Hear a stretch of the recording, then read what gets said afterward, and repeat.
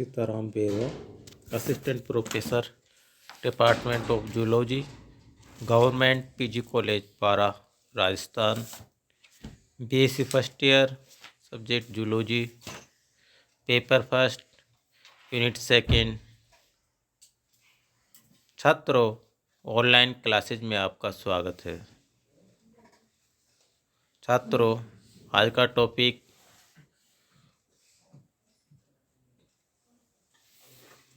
Nutrition in protozoa. Protozoa में पोषण के बारे में अध्ययन करेंगे। इससे पहले के वीडियो में हम न्यूट्रिशन के बारे में बता चुके थे, जिसमें होलोफाइटिक न्यूट्रिशन और होलोजोइक न्यूट्रिशन के बारे में अध्ययन कर चुके थे। होलोजोइक न्यूट्रिशन में भी अनेक विधियों के द्वारा अमीबा में भोजन ग्रहण करने का मेथड बताया गया था, जिसमें से आज हम आपको बाय इन्वेजिनेशन के बारे में अध्ययन करेंगे।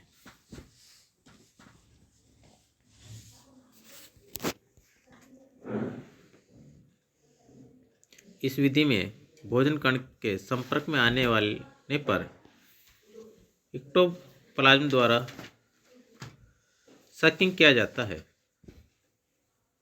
तथा बाद में भोजन कण जो फूड ग्रैन्यूल्स एंडोप्लाज्मा में पहुंच जाता है।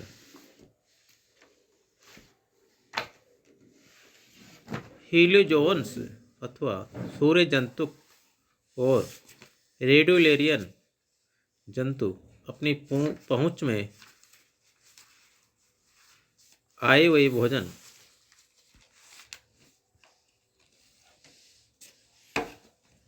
को अपने एक्सेल पोर्टल जिस अक्ष पादप द्वारा उसको पकड़कर ग्रहण कर लेता है। जैसे जो एक्सेल पोडिया होते हैं उनके द्वारा ये अच्छी तरह से पकड़कर उसको ग्रहण करता है। जब भोजन को पकड़ने के बाद में इसके एक्सोपोडिया सिमटने लगते हैं और जिससे इनमें रोका गया शिकार कोशिका दरों में पहुंच जाता है, जो आपको अगले नेक्स्ट डायग्राम में दिखाया है। इसी प्रकार से फोरामिनिफेरन में कोमल जालिका पादप जिसे रेटिकुलोपोडिया कहते हैं होते हैं, और इन पोडिया के जाल पर कणिका में म्यूकोइड की पतली परत होती है, जिसमें भोजन कण चिपके जाते हैं और इन चिपके हुए कणों को कोशिका द्रव में खींच लिया जाता है। यह आपको अंतरोलन द्वारा अमीबा का भोजन कण ग्रहण करते हुए दिखाया गया है, जो एक डायग्राम में देखिए। फूड ऑर्गेनिजम्स जो भोजन के पार्टिकल्स हैं बाहर के, जो अंदर की ओर से ग्रहण कर रहे हैं इन्वेजिनेशन में बी वाले में, क्योंकि उस फूड के चारों ओर ये पकड़कर अच्छी तरह से उसको अंदर की ओर लेते हैं।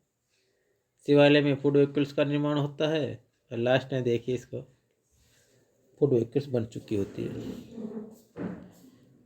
नेक्स्ट, सिलेटस जंतुओं में भोजन ग्रहण करने के लिए सुविकसित मुख उपकरण होता है और इनकी मुख खांच में होने वाले पक्षमाभों के स्पंदन द्वारा भोजन को मुख गुहिका में लिया जाता है। वहाँ से पक्षमाभी पट्टियाँ या झिल्लियों द्वारा कोशिका मुख की ओर कोशिका ग्रसनी में पहुँचता है, जहाँ से खाद्यदानी बनती है, जिसमें भोजन कण होते हैं। खाद्यदानी जिसे फूड वेहिकल्स कहते हैं, जो फेरिंक्स से अलग होकर एंडोप्लाज्मा में चली जाती है। नेक्स्ट, सक्टोरियन एनिमल अपने एक गुंडी द्वार स्पर्शकों की सहायता से अपना भोजन जो अन्य स्लेट एनिमल्स होते हैं सभी ग्रहण करते हैं। प्रत्येक स्पर्शक के अंदर संकुचनशील आवरण से घिरी एक दृढ़ केंद्रीय नली होती है। जैसे ही कोई शिकार स्पर्शकों की गुंडियों के संपर्क में आता है, वह किसी समहोक विष जिसे हिप्नोटॉक्सिन के कारण निष्क्रिय कर दिया जाता है।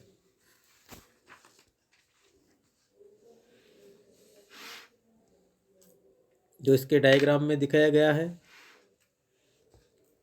फर्स्ट डायग्राम है, इसमें sectoral tentacles with funnel ends body दिखाई गई है। बीच में स्टाक सबस्ट्रेटम कैप्टोड प्रे पैरामीशियम में जो दिखाया गया है।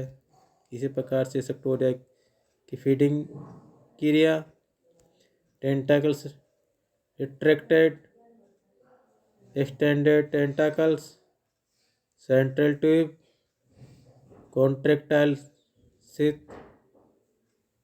Captured prey, suctorial tentacle in feeding, protoplasm of prey, suctorian food vacuoles, खाद्यदानी food vacuoles, food organisms, diverticulum, टोंगो, सेप diverticulum, layer of digested food या secreted enzymes, indigested indigestible food, smaller accessory vacuoles दिखाई गई जो साइडों में, जो बी वाले डायग्राम में है। इसके 50 सेक्टोरियल अपने स्पर्शकों की नलियों द्वारा शिकार के जीवद्रव्य को धीरे धीरे सकिंग करता रहता है और सकिंग करने के पश्चात सेक्टोरियन अपने स्पर्शकों की नलियों द्वारा शिकार के जीवद्रव्य को धीरे धीरे चूस लेता है। डाइजेशन, जब भोजन ग्रहण कर लेते हैं उसके बाद में उसका डाइजेशन होता है। तो प्रोटोजोफाइलम के एनिमल्स में जब खाद्यदानी बन जाती है तो खाद्यदानी के अंदर ही भोजन का पाचन होता है तथा ये खाद्यदानी इंडोप्लाज्मा में निरंतर भ्रमण करती रहती है, सर्कुलेशन होता रहता है तथा इस खाद्यदानी के अंदर होने वाली प्रतिक्रिया प्रारंभ में अम्लीय होती है, एसिडिक, और बाद में क्षारीय एल्केलिक हो जाती है। बहुत से प्रोटोजोआ एनिमल्स में प्रोटीन और कार्बोहाइड्रेट की अपघटनकारी एंजाइमों का होना ज्ञात किया जा चुका है। प्रारंभ के अम्लीय माध्यम में भोजन में होने वाली प्रोटीनें डाइपेप्टाइडों में बदल जाती है तथा बाद के क्षारीय माध्यम में ये डाइपेप्टाइड अमीनो अम्लों में बदल जाते हैं। कार्बोहाइड्रेट के जल अपघटन की क्रिया क्षारीय माध्यम में होती है तथा कहा जाता है कि कुछ विशिष्ट प्रोटोजोआ वसाओं को भी पचा लेते हैं। प्रोटोजोआ में पाचक एंजाइम की आपूर्ति लाइसोसोमों से होती है जो खाद्यदानियों से संगलित हो जाते हैं। अवशोषण, जब भोजन का डाइजेशन हो जाता है तो डाइजेशन होने के बाद में एब्जॉर्प्शन होता है तो पचा हुआ भोजन इंडोप्लाज्मा में विसरित हो जाता है विसरण विधि के द्वारा तथा इंडोप्लाज्मा में विसरित भोजन का जीव द्रव्य में स्वांगीकरण हो जाता है और भोजन की अधिक मात्रा ग्लाइकोजन, पैरामाइलम, लिपिड, क्रोमेटोइड बॉडीज इत्यादि के रूप में स्टोरेज हो जाती है। यूजेशन, विक्षेपण, भोजन का अवशेष अपच, भाग, गतिशील अमीबा के पिछले भाग के किसी भी स्थान से बाहर निकाल दिया जाता है। सिलेट जंतुओं में इस कार्य के लिए एक विशेष पोर होता है जिसे साइटोपाइजी एक्टोप्रोक कहते हैं।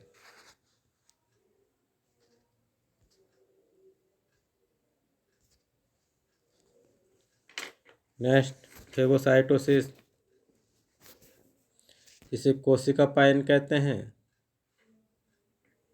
इसके अंतर्गत भी अमीबा और कुछ फ्लैजिलेट तथा सिलेट एनिमल्स में फेगोसाइटोसिस के अलावा पिनोसाइटोसिस भी देखा गया है।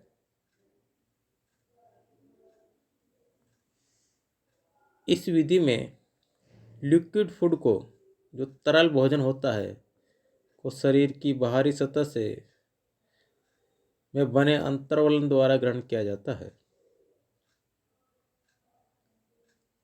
तरल भोजन को ग्रहण करने के लिए शरीर के कुछ भागों में इस प्रकार के अंतर्वलनों के निर्माण से कोशिका पायन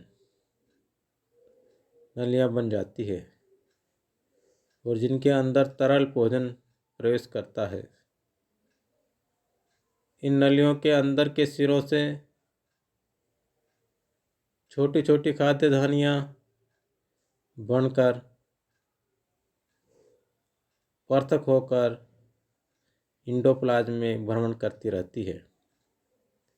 कोशिका के चारों ओर के माध्यम में कुछ सक्रिय पदार्थ जैसे कुछ प्रोटीन और बहुत से लवण होने पर कोशिका पायन की क्रिया प्रेरित होती है तथा अपने चारों ओर से बाहरी माध्यम से उच्च आणविक यौगिकों का अवशोषण करना ही इस क्रिया का कार्य की महत्व ज्ञात होता है। सेप्रोजोइक न्यूट्रिशन, मृतोपजीवी पोषण, इसके अंतर्गत सड़े गले या मृतजीवी पोषण में शरीर की सामान्य सतह से प्राशन द्वारा भोजन का अवशोषण होता है। भोजन प्राप्त करने की इस विधि को ओस्मोट्रोफी, प्राशनासन भी कहते हैं। इस विधि में लिया जाने वाला भोजन अपघटनकारी जीवाणुओं द्वारा तैयार किया गया मृत कार्बनिक पदार्थों का विलीन होता है।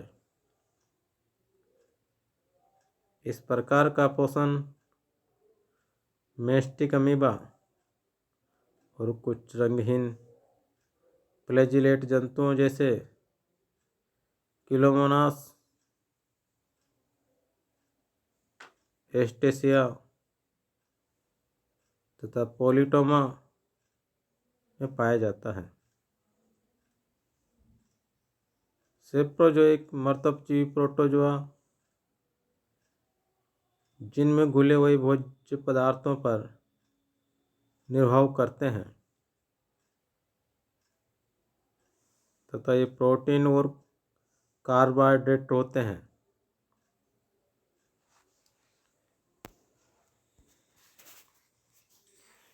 नेक्स्ट, मिक्सोट्रोपिक पोषण, मिक्सोट्रोपिक न्यूट्रिशन। इसका नाम मिक्सोट्रोपिक इसलिए रखा गया है क्योंकि इसमें दोनों प्रकार का न्यूट्रिशन होता है, इसे मिक्सोट्रोपिक नाम डाला गया है। यह एक से अधिक पोषण विधियों का संयोजन या कॉम्बिनेशन होता है तथा बहुत से प्रोटोजोआ एनिमल्स भोजन बनाने के लिए प्रकाश संश्लेषण का उपयोग करते हैं, तो साथ ही अपनी आवश्यकता का भोजन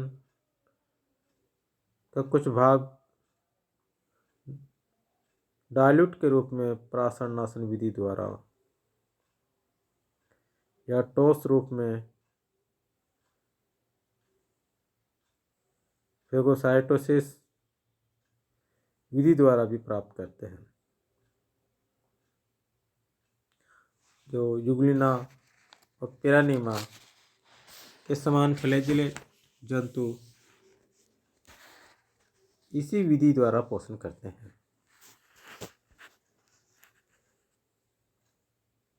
नेक्स्ट, न्यूट्रिशन इन पैरासाइट्स। परजीवियों में पोषण किस प्रकार से होता है कि पैरासाइट भी भोजन ग्रहण करते हैं परंतु होस्ट से लेते हैं जिस एनिमल पर आश्रित होते हैं। पैरासाइट प्रोटोजोआ भोजन प्राप्त करने के लिए सामान्यतः उन सभी विधियों का उपयोग करते हैं जो अन्य अपरजीवी प्रोटोजोआ द्वारा की जाती है। बहुत से आंतरवासी जो मेस्टिगोफोरिया जैसे ट्राइकोमोनास में कोशिका मुख स्पष्ट होता है और इसी से भोजन के कणों को फेगोसाइटोसिस द्वारा प्राप्त किया जाता है। बहुत से परजीवी सिलिएट जैसे निक्टोथीरस और बैलेंटिडियम भी भोजन इसी प्रकार ग्रहण करते हैं। परजीवी सार्कोडिना के वंश एंटमीबा अपने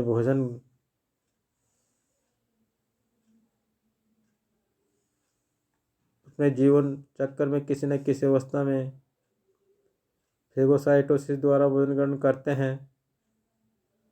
रुधिर में परजीवी जो फ्लैजिलेटो जैसे ट्रिप्नोसोमा जो ओस्मोट्रोफी प्राशन आसन द्वारा भोजन ग्रहण करते हैं। ओस्मोट्रोफी प्राशनासनी परजीवी रूप में या सिलोजोइक होते हैं अथवा फिर स्टोजोइक होते हैं। मेंढक की बड़ी आंत लार्ज इंटेस्टाइन में रहने वाला ओपेलाइना सिलोमेट होता है। वह संपूर्ण भोजन को अपनी सतह के द्वारा एब्जॉर्ब कर लेता है, जैसे मोनोसिस्टिस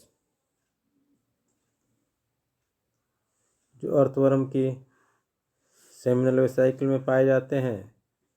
कासिसु ट्रोफोजोइट शुक्राणु मोरुला के अंदर उत्तकजीवी स्टोजोइक जो टिश्यू को डिजोल्व करता है उत्तकजीवी होता है और स्पर्म के पदार्थ को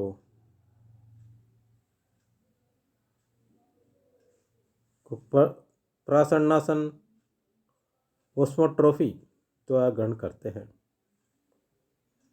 परजीवी मर्दपोषी रूप जो अपने परपोषी के रुधिर के सीरम का भी प्रत्यक्ष रूप से उपयोग कर सकते हैं।